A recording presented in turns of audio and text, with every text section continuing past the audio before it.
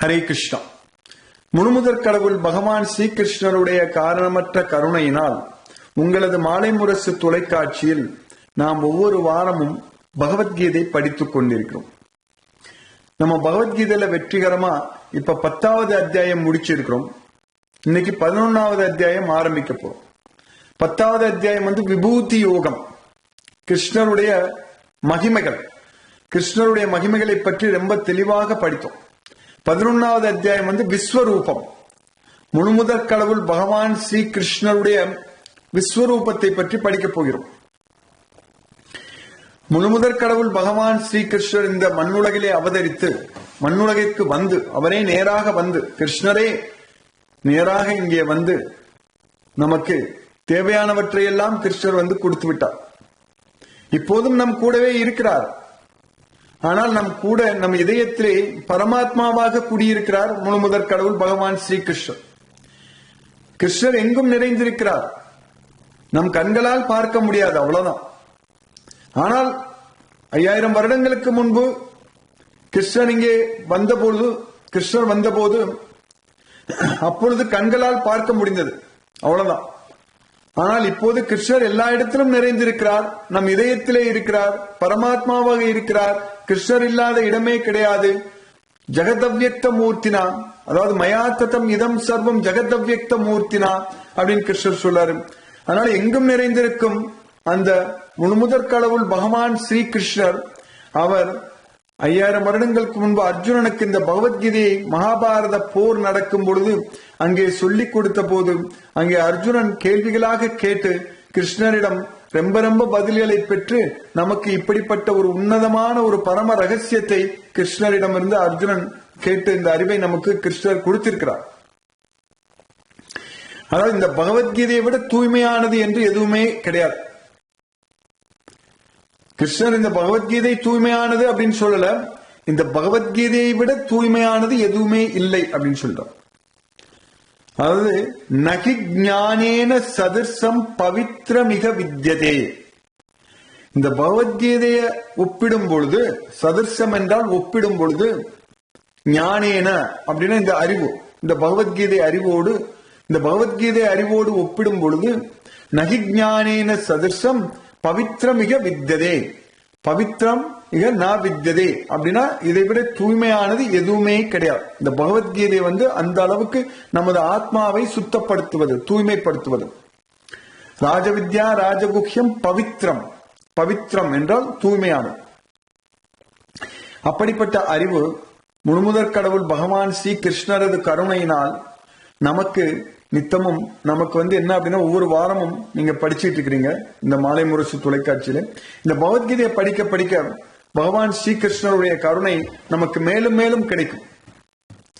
இந்த பகவத்கீதையை படிக்க படிக்க, அதாவது தினமும் படிக்கணும். நீங்க பகவத்கீதை புஸ்தகத்தை வச்சுக்கிட்டு தினமும் இந்த பகவத்கீதையை படிக்கணும். தினமும் படிக்க படிக்க கிருஷ்ணருடைய கருணையினால் நமக்கு என்ன அப்படின்னா பகவான் ஸ்ரீகிருஷ்ணர் பேசுறதை நம்மால கேட்க முடியும். கிருஷ்ணர் நம்மளோட இந்த பகவத்கீதையின் மூலம் நம்மோடு பேசிக் கொண்டிருக்கிறார். அதான் ரொம்ப முக்கியம். கிருஷ்ணருடைய சொல் பேச்சை நம்மால் கேட்க முடியும். அப்படி கேட்டுட்டு நித்தமும் இந்த பகவத்கீதை தினமும் படிச்சுட்டு இதில் இருக்கின்ற அந்த ஸ்லோகங்கள் எல்லாவற்றையும் நாம் நன்றாக புரிந்து கொண்டு கிருஷ்ணர் சொன்னபடி நம்ம செயல்பட்டு விட்டால் போதும், அவ்வளவுதான். நம்ம என்ன செய்யணும்னு கிருஷ்ணர் சொல்லி இருக்கிறாரோ அதை நாம் அப்படியே செய்து விட்டால் போதும். கிருஷ்ணர் சொன்னபடி நம்ம செயல்பட வேண்டும், அவ்வளவுதான். அப்படி செய்துவிட்டால் முழுமுதற் கடவுள் பகவான் ஸ்ரீ கிருஷ்ணனுடைய கருணை நமக்கு காரணமற்ற கருணை நமக்கு கிடைத்துவிடும். ஏனென்றால் இந்த பகவத்கீதை அறிவு கிடைக்கும் பொழுது, அதாவது நகிஞானேன சதிர்சம் பவித்ர மிக வித்யதே தத்ஸ்வயம் யோக சம்சித்தக காலேனாத்மனி விந்ததி. இந்த யோகத்தை நம்ம காலப்போக்கில் நம்மளால அனுபவிக்க முடியும். இந்த பகவத்கீதை அறிவின் மூலம் நம்ம ஆத்மாதான் என்கின்ற அறிவை நம்ம பெற்று ஆத்ம உணர்வோடு செயல்பட்டு நம்ம காலப்போக்கில் கிருஷ்ணருடைய கருணையினால் இந்த அறிவை நம்ம முழுமையாக நமது வாழ்க்கையிலே பயன்படுத்தும் பொழுது நம்ம அப்படியே கொஞ்சம் கொஞ்சமா இந்த நம்ம கிட்ட இருக்கின்ற அந்த கவலைகள் கஷ்டங்கள் எல்லாமே கண்காணாமல் போய்விடும், எல்லாமே ஓடிவிடும். கிருஷ்ணருடைய கருணை மட்டும் நமக்கு கிடைச்சிருச்சுன்னா போதும். ஏனென்றால் இந்த பகவத்கீதை அறிவு நமக்கு கிடைத்தால் மட்டுமே நம்மால் மனதையும் புலன்களையும் அடக்க முடியும், கட்டுப்படுத்த முடியும். அது ஸ்ரத்தாவான் லபத்தே ஞானம் தத்பரக சம்யத்தே இந்திரிய. அது நம்பிக்கையுள்ளவன் ஞானத்தை பெறுவான். நம்பிக்கையுள்ளவன் இந்த பகவத்கீதை ஞானத்தை பெறுவான். அவன் சம்யத்தே இந்திரியக என்றால் புலன்களை அவனால் அடக்க முடியும் அப்படின்னு கிருஷ்ணர் சொல்றார். அதனால் இந்த பகவத்கீதை அறிவை பெற்று புலன்களை நாம் அடக்கிவிட்டால், மனதை நமது வசப்படுத்தி விட்டால், மனது நமது நல்ல நண்பனாகிவிடும். அப்போது நமது மனது நமக்கு எது நல்லதோ அதை மட்டுமே செய்யும். நமது மனது நல்ல நண்பனாகிவிட்டால். ஆனால் இந்த பகவத்கீதை படிக்காமல் நமது மனதை நமது வசப்படுத்தாமல் விட்டுவிட்டால் நமது மனது கொடிய எதிரி ஆகிவிடும். அப்போது மனது நமக்கு தேவையில்லாமல் கஷ்டங்களுக்கு மேல் கஷ்டங்களாக கொடுத்து கொண்டுதான் இருக்கும். மனதில நிம்மதி இருக்காது, சந்தோஷம் இருக்காது, கவலைகளாக இருக்கும், கஷ்டமாக இருக்கும். அப்ப மனதுல நம்ம ரொம்ப ரொம்ப கஷ்டம் தான் படுவோம் மனதால். அப்ப மனது நமக்கு எதிரியாகி விடுகிறது. அதனால கிருஷ்ணர் 6வது அத்தியாயத்துல 6வது ஸ்லோகத்துல என்ன சொல்றாரு அப்படின்னா, பந்துராத்மாத் ஆத்மனஸ்தஸ்ய ஏனாத்மைவ ஆத்மனாஜிதக அனாத்மனஸ்து சத்ருத்வே வர்த்தேதாத்மைவ சத்ருவத். அது பந்து அப்படின்னா நண்பன், சத்ரு அப்படின்னா எதிரி.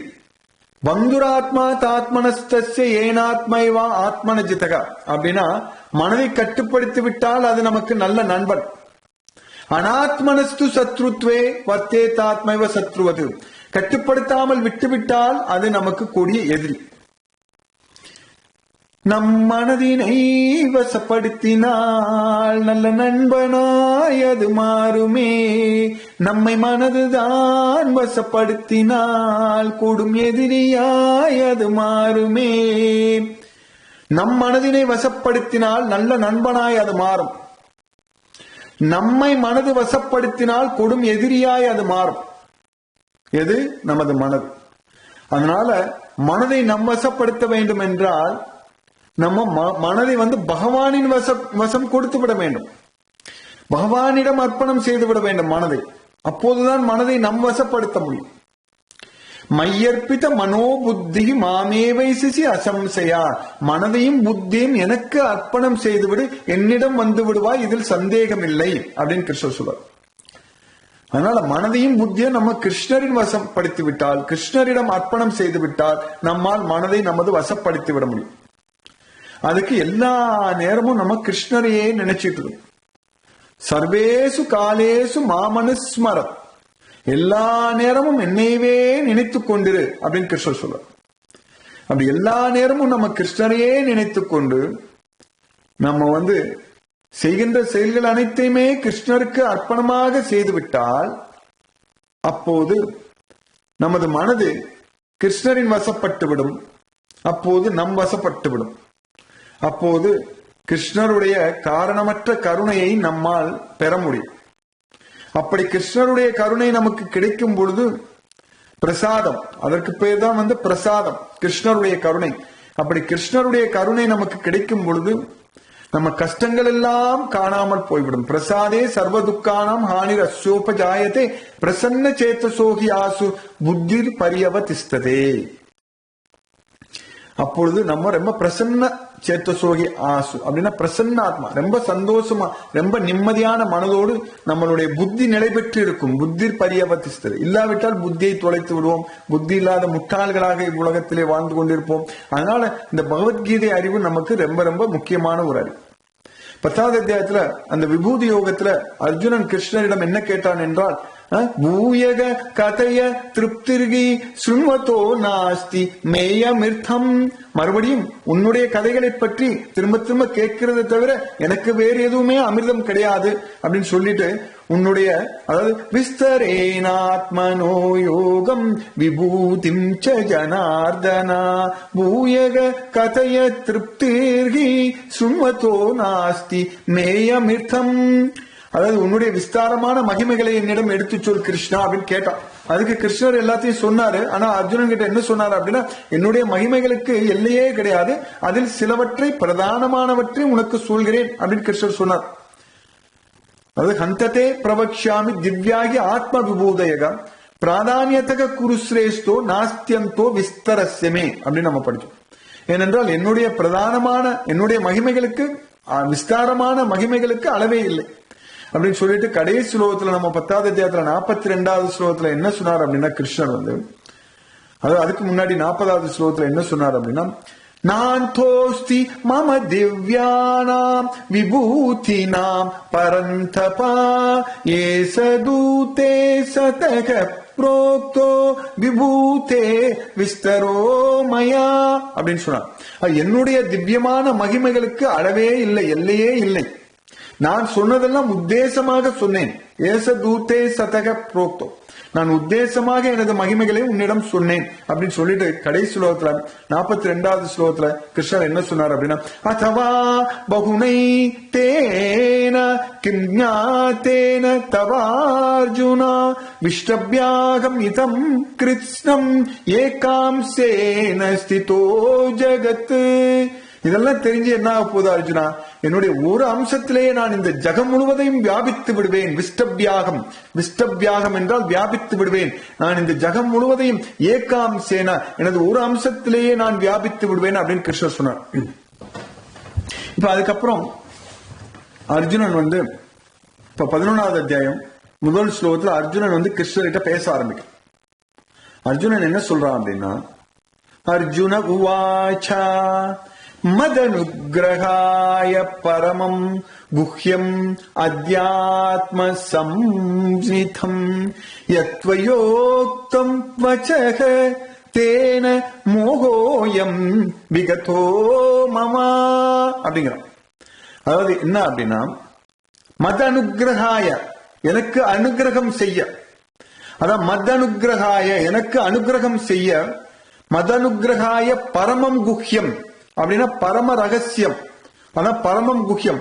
மதனுகிரகாய பரமம் குஹ்யம், அதாவது எனக்கு அனுகிரகம் செய்ய நீ சொன்ன மதனுகிரகாய பரமம், நீ சொன்னதை நான் கேட்டேன். மதனுகிரகாய பரமம் அதை வந்து நான் கேட்டேன். அதுல வந்து என்ன அப்படின்னா நீ சொன்ன அந்த பரம ரகசியமான அத்தியாத்ம சம்ஜிதம், அதாவது உன்னுடைய அந்த ஆத்ம அறிவு, அதான் அத்தியாத்ம சம்ஜிதம், ஆத்ம அறிவுள்ள அந்த ஆத்ம அறிவுள்ள வசனங்களால், அந்த வசனங்களால் நான் வந்து என்ன சொல்றேன் அப்படின்னா அர்ஜுனன் வந்து எனது குழப்பம் தீர்ந்து விட்டது. அதான் மதனுகிரகாய பரமம் குஹ்யம் அத்தியாத்ம சம்ஜிதம் யத்வயோக்தம் வச்சக தேன மோகோயம் விகதோ மமா, ஏன மோகோயம் விகதோ மமா அப்படின்னா என்னுடைய அந்த மோகம் வந்து தீர்ந்து விட்டது, என்னுடைய வந்து குழப்பம் வந்து தீர்ந்து விட்டது அப்படின்னு சொல்றோம். என்ன அப்படின்னா அர்ஜுனா சொன்னான் எனக்கு அனுகிரகம் செய்ய நீ சொன்ன பரம ரகசியமான ஆத்ம அறிவுள்ள வசனங்களால் எனது குழப்பம் தீர்ந்து விட்டது அப்படின்னு சொல்லலாம். அதாவது அர்ஜுனா சொன்னான் எனக்கு அனுகிரகம் செய்ய நீ சொன்ன பரம ரகசியமான அந்த ஆத்ம அறிவுள்ள வசனங்களால் எனது குழப்பம் தீர்ந்து விட்டது அப்படின்னு சொன்னான். இப்ப அதுக்கு அடுத்த ஸ்லோகத்துல 11வது அத்தியாயத்துல 2வது ஸ்லோகத்துல தொடர்ந்து அர்ஜுனன் கிருஷ்ணர்கிட்ட என்ன சொல்றான் அப்படின்னா அதாவது பவாப்யயோகி பூதானாம் ஸ்ருதௌ விஸ்தரசோ மயா த்வத்தக கமலபத்ராட்ச மகாத்மியம் அபிச்ச அவ்யயம் அப்படின்னு சொல்லலாம். பவாப்யயோகி பூதானாம் ஸ்ருதௌ விஸ்தரசோ மயா, அதாவது நீ வந்து எப்படி உயிரினங்கள் அவை பிறக்கின்றன அழிகின்றன என்பதை பற்றி நீ விஸ்தாரமாய் சொல்ல அதை நான் கேட்டேன். பவாப்யயோகி பூதானா ஸ்ருதௌ விஸ்தரோமயா த்வத்தக கமலபத்ராட்ச, த்வத்தக கமலபத்ராட்ச, கமலபத்ராட்ச என்றால் தாமரை இதழ் போல் கண்கள் கொண்டவனே, அதான் கமலபத்ராட்ச, த்வத்தக கமலபத்ராட்ச மகாத்மியம் அபிச்ச அவ்யயம். மகாத்மியம் அப்படின்னா உன்னுடைய மகிமைகள், அளவற்ற உனது மகிமைகளை, அதாவது அழிவற்ற உனது மகிமைகளை நான் கேட்டு தெரிந்து கொண்டேன் அப்படிங்கிற மாதிரி மகாத்மியம் அபிச்ச அவ்யயம் அப்படின்னு அர்ஜுனன் சொல்லுவான். அது என்ன அப்படின்னா தாமரை இதழ் போல் கண்கள் கொண்டவனே, உயிர்களின் பிறப்பையும் அழிவையும் பற்றி விஸ்தாரமாய் உன்னிடம் கேட்டு அழிவற்ற உனது மகிமைகளை அறிந்து கொண்டேன் அப்படிங்கிற. அதாவது தாமரை இதழ் போல் கண்கள் கொண்டவனே, கமலபத்ராட்ச, அதான் தாமரை இதழ், தாமரை இதழ் போல் கண்கள் கொண்டவனே, நான் உனது அந்த அதாவது உயிர்களின் பிறப்பையும் அழிவையும் பற்றி விஸ்தாரமாய் உன்னிடம் கேட்டு அழிவற்ற உனது மகிமைகளை அறிந்து கொண்டேன் அப்படிங்கிற மாதிரி அர்ஜுனன் சொன்னான். ஏன்னா அர்ஜுனன் எதுக்கு அடி போடுறான் அப்படின்னா, இப்ப நம்ம அடுத்து வருகின்ற 2 ஸ்லோகங்களை இது தெரிஞ்சுக்க போறோம். அது ஒவ்வொரு தடவையும் கிருஷ்ணன் கிட்ட அர்ஜுனன் கிருஷ்ணர் ரொம்ப போற்றி போற்றி புகழ்ந்து கிருஷ்ணர் கிட்ட மேல மேல கேட்டு கேட்டு இந்த பகவத்கீதையை வாங்குறான். என்ன அப்படின்னா, முழுமுதற் கடவுள் பகவான் ஸ்ரீ கிருஷ்ணர் பக்தர்கள் கேட்டுட்டாருன்னா அவரால் கிருஷ்ணரால முடியாதுன்னு சொல்லவே முடியாது. பக்தர்களுக்காக கிருஷ்ணர் அர்ஜுனனுக்காக தேரையை ஓட்டினார். முழுமுதற் கடவுள் பகவான் ஸ்ரீ கிருஷ்ணர் அர்ஜுனனுக்காக அவர் இந்த அண்ட சராச்சரம் அனைத்தையுமே அடைக்க ஆள்பவர், சர்வலோக மகேஸ்வரன். அப்படிப்பட்ட முழுமுதற் கடவுள் பகவான் ஸ்ரீ கிருஷ்ணர் அர்ஜுனனுக்கு அங்கே தேரோட்டியாக இருந்து அந்த போர்க்களத்திலே தேரை ஓட்டினார். அதனால இங்க அர்ஜுனன் கிருஷ்ணர்கிட்ட மேலும் அவரை பற்றி தெரிந்து கொள்வதற்காக அவன் என்ன கேட்கிறான் என்றால், அடுத்த ஸ்லோகத்துல, அதாவது 11வது அத்தியாயத்துல 3வது ஸ்லோகத்துல என்ன கேட்கிறான் அப்படின்னா, ஏவம் ஏதத்யதா தத்வம் ஆத்மானம் பரமேஸ்வரா திரஷ்டுமிச்சாமி தே ரூபம் ஐஸ்வரம் புருஷோத்தமா அப்படின்னு கேட்கிறான். ஏவம் ஏதத் யதா தத்துவம் ஆத்மானம் பரமேஸ்வரம். பரமேஸ்வரா, அர்ஜுனன் கிருஷ்ணரை பரமேஸ்வரா அப்படின்னு கூப்பிடுறான். நம்ம பொதுவா சிவபெருமானை தான் பரமேஸ்வரா மகேஸ்வரா அப்படின்னு சொல்ல கேள்விப்பட்டிருக்கோம். ஆனா இங்க அர்ஜுனன் கிருஷ்ணரை பரமேஸ்வரா அப்படிங்கிறான், யோகேஸ்வரா அப்படிங்கிறான். கிருஷ்ணரும் மகேஸ்வரா அப்படின்னே சொல்லிக்கிறார் தன்னை பத்தி. அதனால ஒரு விஷயம் நமக்கு நல்லா தெரிந்து கொள்ள வேண்டும், அந்த கிருஷ்ணர் தான் சிவன், கிருஷ்ணர் தான் மகேஸ்வரன், கிருஷ்ணர் தான் பரமேஸ்வரன், கிருஷ்ணர் தான் சிவபெருமான். அந்த ஒரு விஷயம் நம்ம ரொம்ப தெளிவாக இருக்க வேண்டும். யாராவது நான் சிவனை வழிபடுறேன் கிருஷ்ணரை எல்லாம் வழிபட மாட்டேன் அப்படின்னு சொன்னாங்கன்னா அவங்களுக்கு சிவனையும் தெரியாதுன்னு தான் அர்த்தம், அவங்க சிவனையும் வழிபடலன்னு தான் அர்த்தம். ஏனென்றால் சிவன் வேற கிருஷ்ணர் வேற கிடையவே கிடையாது. கிருஷ்ணர் ஏற்கனவே நம்ம 10வது அத்தியாயத்துல படிச்சுட்டோம், ருத்ரானாம் சங்கரஸ்சாஸ்மி அப்படின்னு சொல்லிட்டார். ருத்ரர்களிலே நான் தான் சங்கரன் அப்படின்னு சொல்லிட்டார். இங்க அர்ஜுனன் ரொம்ப தெளிவாக பரமேஸ்வரா மகேஸ்வரா யோகேஸ்வரா எல்லாமே கிருஷ்ணரை பார்த்து கூப்பிடுறோம். அதான் ஏவம் ஏதத் யதா தத்துவம் ஆத்மானம் பரமேஸ்வரா திரஷ்டுமிச்சாமி தே ரூபம் ஐஸ்வரம் புருஷோத்தமா.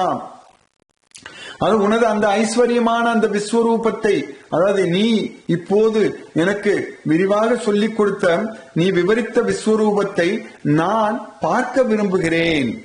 அதான் திரஷ்டுமிச்சாமி. திரஷ்டுமிச்சாமி என்றால் பார்க்க விரும்புகிறேன். அதான் திரஷ்டுமிச்சாமி புருஷோத்தமா. புருஷோத்தமா கிருஷ்ணர் தான் புருஷோத்தமா, புருஷர்களிலே உத்தமன் கிருஷ்ணன். கிருஷ்ணர் முழுமுதற் கடவுள், புருஷோத்தமன் என்றால் முழுமுதற் கடவுள்.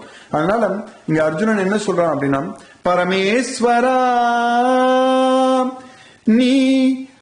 நீ இப்போது விவரித்த உனது விஸ்வரூபத்தை நான் பார்க்க விரும்புகிறேன் புருஷோத்தமா அப்படின்னு சொன்னான். அது பரமேஸ்வரா நீ இப்போது விவரித்த உனது விஸ்வரூபத்தை நான் பார்க்க விரும்புகிறேன் புருஷோத்தமா அப்படின்னு அர்ஜுனன் கிருஷ்ணர்கிட்ட சொல்றான். ஆனா ஏவம் ஏதத் யதா தத்துவம் ஆத்மானம் பரமேஸ்வரா திரஷ்டுமிச்சாமி தே ரூபம் ஐஸ்வரம் புருஷோத்தமா அப்படின்னு உன்னுடைய விஸ்வரூபத்தை நான் பார்க்க விரும்புகிறேன் அப்படின்னு அர்ஜுனன் கிருஷ்ணர்கிட்ட கேட்கிறான். கிருஷ்ணருடைய விஸ்வரூபத்தை பார்க்கணும், நீ எனக்கு காட்டு அப்படிங்கிற மாதிரி கேட்கலாம். அடுத்த ஸ்லோகத்துல 4வது ஸ்லோகத்துல 11வது அத்தியாயத்துல ரொம்ப தெளிவாக புரியும்படியா அர்ஜுனன் மேலும் கிருஷ்ணர்கிட்ட என்ன கேட்கிறான் அப்படின்னா, மன்யசேயதி தச்சக்யம் மயா திரஷ்டும் இதி பிரபோ யோகேஸ்வர ததோ மே த்வம் தர்சயாத்மானம் அவ்யயம் அப்படின்னு கேட்கிறான். அது என்ன அப்படின்னா, மன்யசே யதி தச்சக்கியம். மன்யசே அப்படின்னா நீ நினைத்தால், சக்கியம் என்றால் முடியும் என்று நினைத்தால், சக்கியம் என்றால் முடியும், என்னால் முடியும் என நீ நினைத்தால், அதான் மன்யசே யதி தச்சக்கியம் மயா திரஷ்டும் இதி பிரபோ. அது என்னால் பார்க்க முடியும் என்று நீ நினைத்தால். பிரபு பிரபோ அப்படின்னு கூப்பிடுறான் கிருஷ்ணன். அர்ஜுனன் வந்து கிருஷ்ணன் வந்து பிரபு அப்படின்னு. பிரபு நீ என்னால் பார்க்க முடியும், என்னால் பார்க்க முடியும் என நீ நினைத்தால். அதான் மன்யசே எதி தச்சக்கியம் மயா திரஷ்டும் இதி பிரபோ. எதை? அழிவற்ற உனது விஸ்வரூபத்தை. அதாவது அழிவற்ற உனது விஸ்வரூபத்தை எனக்கு காட்டு அப்படின்னு கேட்கிறான். எனக்கு காட்டு யோகேஸ்வரா. அதாவது மன்யசே எதி தச்சக்கியம் மயா திரஷ்டும் இதி பிரபோ யோகேஸ்வரா ததோமேத்வம் தர்சயாத்மானம் அவ்யயம். அழிவற்ற உனது விஸ்வரூபத்தை எனக்கு காட்டு யோகேஸ்வரா. அதாவது அர்ஜுனன் வந்து கிருஷ்ணர்கிட்ட என்ன சொல்றான் அப்படின்னா, அதாவது என்ன சொல்றான் அப்படின்னா பிரபு பிரபுன்னு சொல்றான். அது பிரபு என்னால் பார்க்க முடியும் என நீ நினைத்தால், என்னால் பார்க்க முடியும் என நீ நினைத்தால் அழிவற்ற உனது விஸ்வரூபத்தை எனக்கு காட்டு யோகேஸ்வரா அப்படின்னு சொல்லுவோம். என்னால் பார்க்க முடியும் என நீ நினைத்தால், பிரபு என்னால் பார்க்க முடியும் என நீ நினைத்தால் உனது அழிவற்ற உனது விஸ்வரூபத்தை எனக்கு காட்டு யோகேஸ்வரா அப்படின்னு அர்ஜுனன் வந்து கிருஷ்ணருடைய விஸ்வரூபத்தை காமிக்க சொல்லும். இப்படி அர்ஜுனன் கேட்டதுனாலதான் கிருஷ்ணர் வந்து விஸ்வரூபத்தை அர்ஜுனனுக்கு காமிப்பார். நமக்கு என்ன அப்படின்னா வேற எங்கேயுமே இந்த அறிவு கிடைக்காது. முழுமுதற் கடவுள் பகவான் ஸ்ரீகிருஷ்ணருடைய விஸ்வரூபத்தை அப்படி நம்ம நேர்ல பாக்குற மாதிரியே அர்ஜுனன் பார்த்துட்டு விவரிப்பான். நமக்கு இந்த அத்தியாயத்துல அந்த ஒரு அறிவு கிடைக்க போகிறது, அந்த விஸ்வரூபம். இப்படிப்பட்ட இந்த மகத்தான இந்த பகவத்கீதை அறிவு வேற எங்கேயுமே கிடைக்காது. இந்த பகவத்கீதையில தான் கிருஷ்ணர் வந்து ரொம்ப தெளிவாக நமக்கு சொல்லி கொடுக்கிறார். அர்ஜுனனும் ரொம்ப ரொம்ப தெளிவாக கேள்விகளை, நல்ல நல்ல கேள்விகளை கேட்டு கிருஷ்ணர் நமக்கு சொல்லி கொடுக்கிறார். அதான் ரொம்ப முக்கியம். அர்ஜுனன் வந்து ரொம்ப ரொம்ப விரிவாக தெளிவாக எல்லா கேள்விகளையும் கேட்டதனால் கிருஷ்ணரால் நமக்கு வந்து எல்லாவற்றையும் சொல்லிக் கொடுக்க முடிந்தது. அதனால அர்ஜுனனுக்கும் நாம் ரொம்ப கடமைப்பட்டிருக்கிறோம். இந்த பகவத்கீதை வந்து நமக்கு இப்ப இவ்வளவு அறிவு வந்து தெரிய வருகிறது என்றால் அது வந்து அர்ஜுனனும் கிருஷ்ணரிடம் கேட்டான். 10வது அத்தியாயத்துல உனது மகிமைகளை எனக்கு சொல்லு. விஸ்தரேனாத்மனோ யோகோ விபூதிம் ச ஜனார்தன பூயக கதைய திருப்தி ஸ்ருண்வதோ நாஸ்தி மேயமிதம் கதம் வித்யாம் அகம் யோகிம் ஸ்வாம் சதா பரிச்சிந்தேன் கேசு கேசு ச பாவேசு சிந்தியோசி பகவன்மயா. அது உன்னை கதம் வித்யாம் அகம் யோகிம் ஸ்வாம் சதா பரிச்சிந்தேன். யோகி கதம் வித்யா அகம் யோகிம் ஸ்வாம் சதா பரிச்சிந்தேன். எல்லா நேரமும் நான் உன்னை எப்படி நினைச்சுக்கிட்டே இருக்கிறது. கேசு கேசு ச பாவேசு சிந்தோசி பகவன்மயா. என்னென்ன பாவங்கள்ல உன்னை நான் மனசால நினைச்சுக்கிட்டே இருக்கிறது, நீ சொல்லு அப்படின்னு அர்ஜுனன் வந்து கிருஷ்ணர்கிட்ட கேட்டான். அதனாலதான் அந்த 10வது அத்தியாயத்துல விபூதி யோகத்துல நமக்கு கிருஷ்ணரை பற்றிய பாவங்கள், கிருஷ்ணர் வந்து எப்படி எல்லா இடத்திலும் நிறைந்திருக்கிறார், எப்படி கிருஷ்ணர் முழுமுதற் கடவுள், இப்படி எல்லா விஷயமும் நமக்கு ரொம்ப ரொம்ப தெளிவாக தெரிந்தது. அதே போன்றுதான் இப்ப இங்க 11வது அத்தியாயத்திலையும் அர்ஜுனன் வந்து கிருஷ்ணர்கிட்ட எனக்கு உனது விஸ்வரூபத்தை காமி, என்னால பார்க்க முடியும் அப்படின்னு நீ நினைச்ச அப்படின்னா மன்யசே எதி தச்சக்கியம் மயா திரஷ்டும் இதி பிரபு. அது என்னால பார்க்க முடியும் அப்படின்னு நீ நினைச்ச அப்படின்னா உனது விஸ்வரூபத்தை எனக்கு காமி யோகேஸ்வரா ததோமேத்வம் தர்சயாத்மானம் அவ்வியம் ஏவம் ஏதத் யதா தத்துவம் ஆத்மானம் பரமேஸ்வரா திரஷ்டுமிச்சாமி தே ரூபம் ஐஸ்வரம் புருஷோத்தம். பரமேஸ்வரா நீ இப்போது எனக்கு விவரித்த உனது விஸ்வரூபத்தை பார்க்க நான் விரும்புகிறேன் புருஷோத்தமா அப்படின்னு அர்ஜுனன் வந்து திரும்ப திரும்ப கிருஷ்ணர்கிட்ட கேட்டதுனால கிருஷ்ணரும் இந்த விஸ்வரூபத்தை காமிப்பார். நம்ம இந்த 11வது அத்தியாயத்தை முழுக்க படிச்சு முடிக்கிறப்ப நமக்கு கிருஷ்ணருடைய விஸ்வரூபம் எப்படி இருந்தது அப்படிங்கிறது ரொம்ப ரொம்ப தெளிவாக தெரியும். ஏனென்றால் இந்த அறிவு வேற எங்கேயுமே கிடைக்காது, இந்த பகவத்கீதையில மட்டும்தான். நம்ம இதை நல்லா படிச்சிட்டோம்னா போதும். இந்த பகவத்கீதை நல்லா படிச்சு புரிஞ்சுக்கிட்டோம்னா கிருஷ்ணருடைய கருணையினால் நமக்கு வந்து எல்லாமே வெளிச்சத்துக்கு வந்துவிடும், எல்லாமே நமக்கு நன்றாக தெரிந்துவிடும். அதனால நீங்க இந்த பகவத்கீதையை திரும்ப திரும்ப படிங்க, எல்லாத்தையும் போய் சொல்லுங்க. எல்லாத்தையும் ஒவ்வொரு வாரமும் காலையில ஞாயிற்றுக்கிழமை காலையில 8:30 மணிக்கு உங்களுடைய மாலை முரசு தொலைக்காட்சியில வந்து பகவத்கீதை வந்து பாருங்க அப்படின்னு எல்லாத்தையும் சொல்லி இந்த பகவத்கீதையை படிக்க சொல்லுங்க. அதனுடைய புண்ணியம் உங்களுக்கு தான் வந்து சேரும். இப்படி பகவத்கீதையை மற்றவங்களுக்கு நம்ம சொல்லி கொடுக்கறப்ப கிருஷ்ணருடைய கருணை வந்து யார் வந்து மற்றவங்களை பகவத்கீதை படிக்க சொல்றாங்களோ அவங்களுக்கு அந்த புண்ணியம் போய் சேரும். அதனால இப்படிப்பட்ட ஒரு அருமையான ஒரு வாய்ப்பை வந்து விட்டுறாம காற்றுள்ள போதே தூற்றிக்கொள் என்பது போன்று இந்த வாய்ப்பை பயன்படுத்தி இந்த பகவத்கீதையை நன்றாக படித்து நன்றாக புரிந்து கொள்ளுங்கள். ஹரே கிருஷ்ணா.